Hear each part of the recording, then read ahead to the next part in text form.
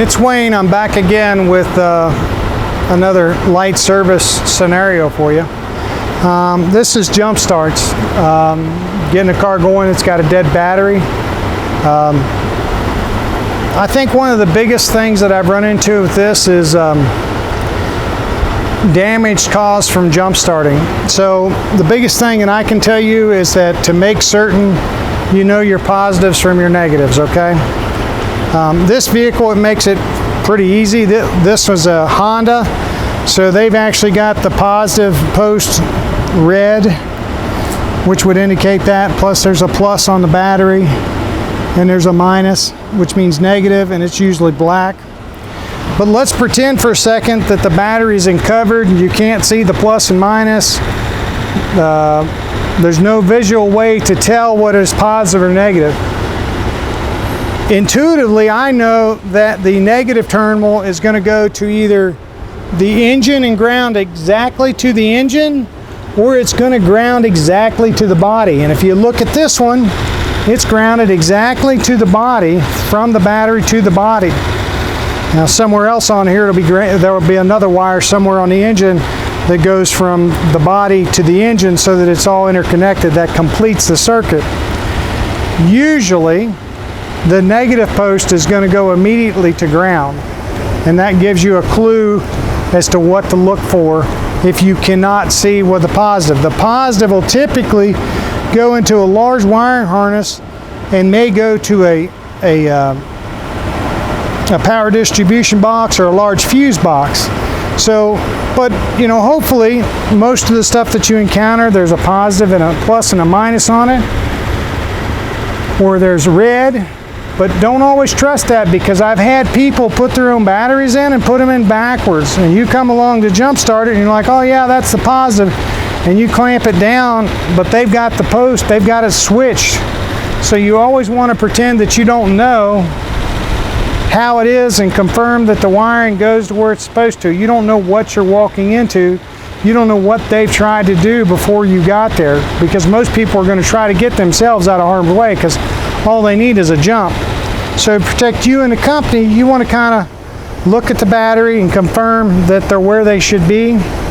The other thing that I would do is confirm that the posts are loose. See, look at this post. This one here is loose. All I did was turn it with my finger. So see, that needs to be, that's an issue. It looks like it's bottomed out, so you can't tighten it anymore. So you would need to tell the customer that, hey, look, your negative post needs replaced. Look, the positive post on this car is a little bit loose. I couldn't have made this any better if I wanted to. And again, it's another one that looks like it's all bottomed out too, so you can't touch this. So more than likely, if we came up to this car on the side of the road and it wasn't starting at somebody's place, more than likely all we'd have to do is wiggle the post and say, hey, try it, and the car would start.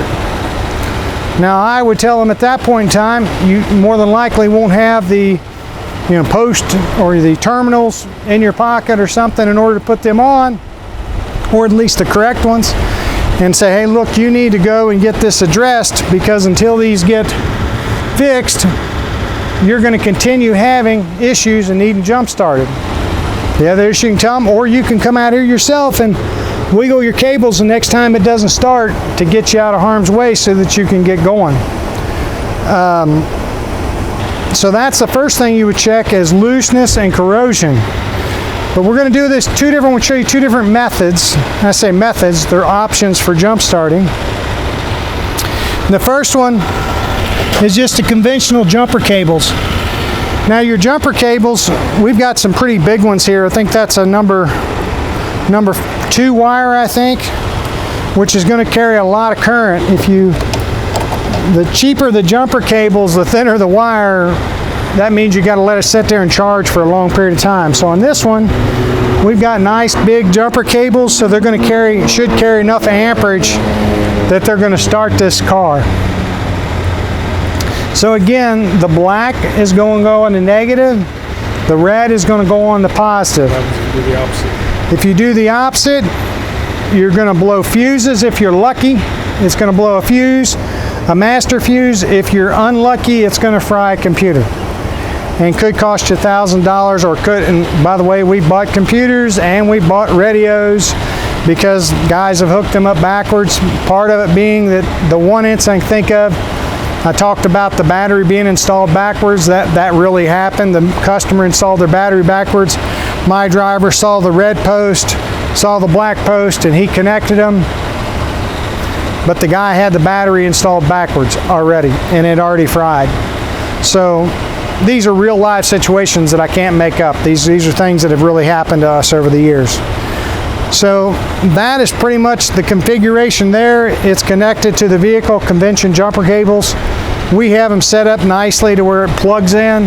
You can have them where they attach to the batteries. I think if they plug in, they're kind of one less connection you got to worry about. So we're going to take these off. Then we're going to go to a jump pack.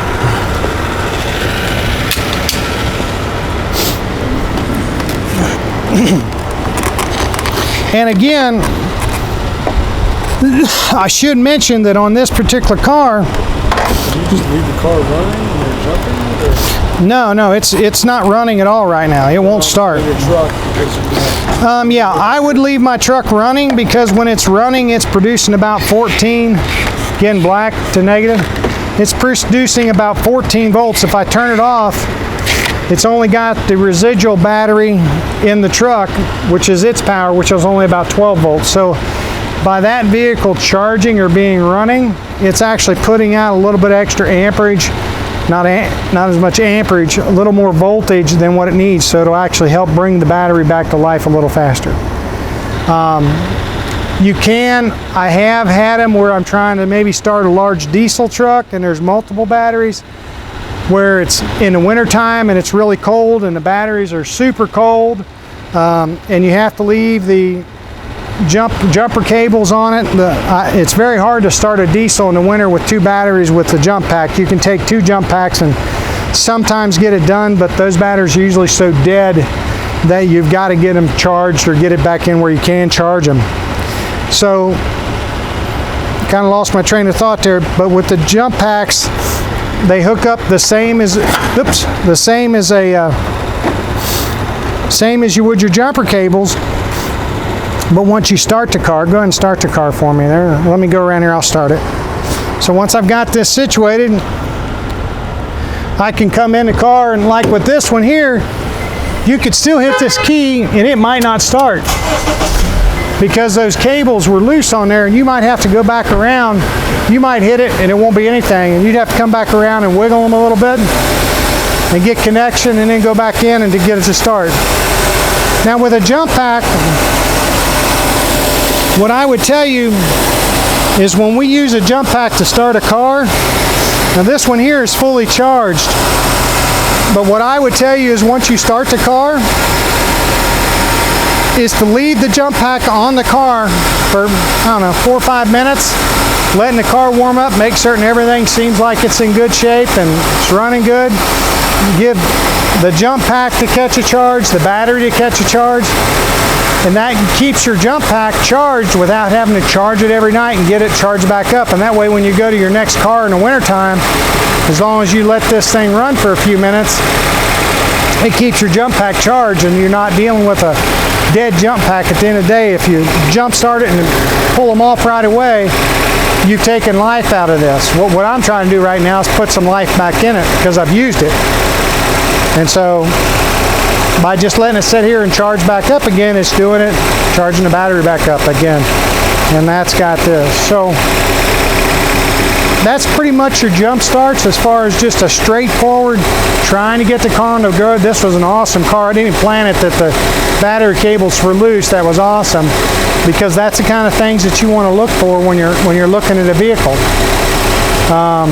Again, watching your cross, make certain you don't cross polarize, which means positive to positive, negative to negative. And that's pretty much got you on a jump start. It's pretty simple, pretty straightforward.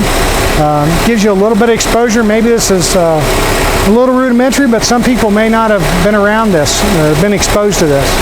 The other thing I would mention is if the car is running and you've let it run for 5 minutes, it should be enough that the battery's kind of stabilizing.